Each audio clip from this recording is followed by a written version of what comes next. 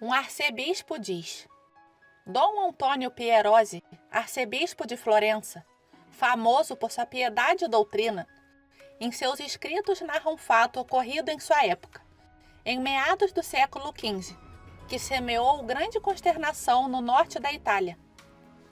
Na idade de 17 anos, um menino escondeu um pecado grave na confissão, que ele não ousou confessar por vergonha. Apesar disso, ele se aproximou da comunhão, obviamente de uma forma sacrílega. Atormentado cada vez mais pelo remorso, em vez de se colocar na graça de Deus, ele procurava compensar fazendo grandes penitências. No final, ele decidiu se tornar um frade. Lá, ele pensou: confessarei meus sacrilégios e farei penitência por todos os meus pecados.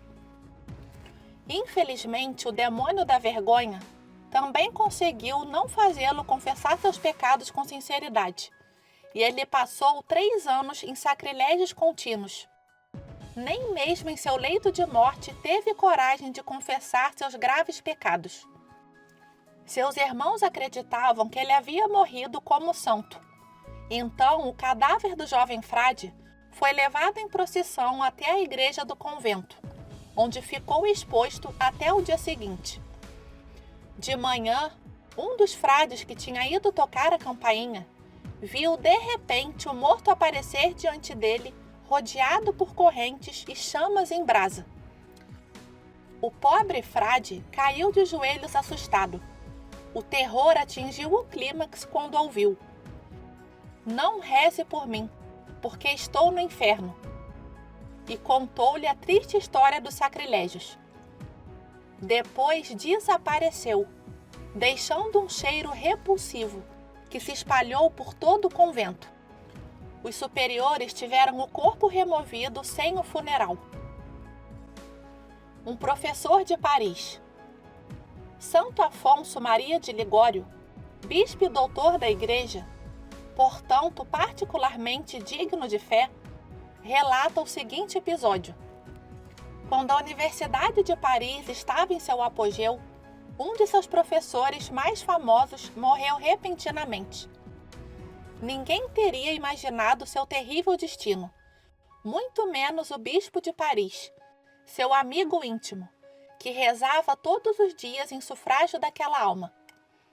Uma noite, enquanto orava pelo falecido, ele o viu aparecer diante dele em forma incandescente, com um rosto desesperado.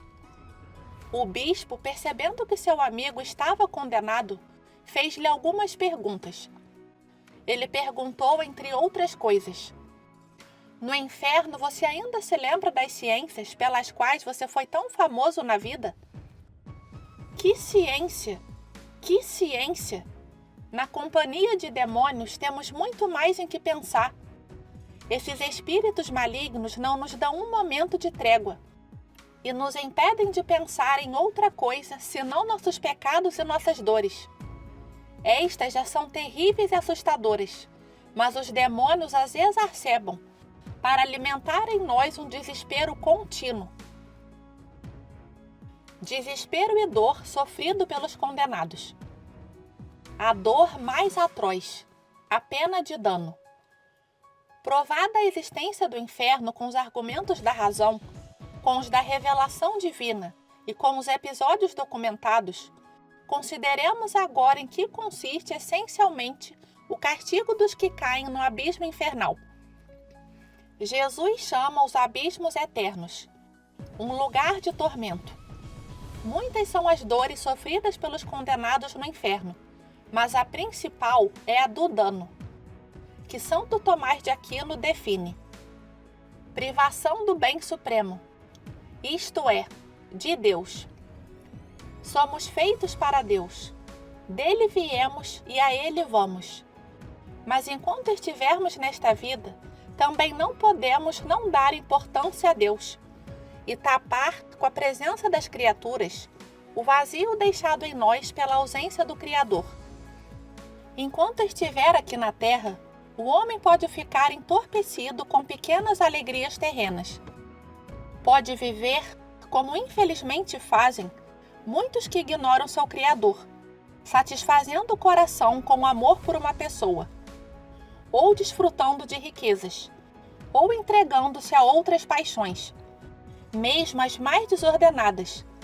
Mas em qualquer caso, mesmo aqui na terra, sem Deus, o homem não pode encontrar a felicidade verdadeira e plena, porque a verdadeira felicidade é somente Deus.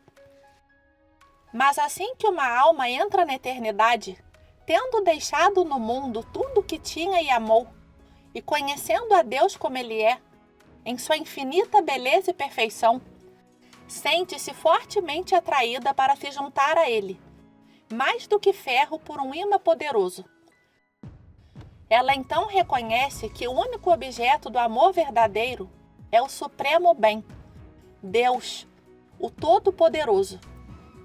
Mas se uma alma infelizmente deixar esta terra em um estado de inimizade para com Deus, ela se sentirá rejeitada pelo Criador.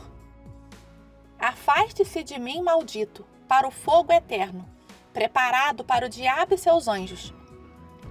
Tendo conhecido o amor supremo, sentindo a necessidade urgente de amá-lo e ser amado por ele, e sentir-se rejeitado por toda a eternidade.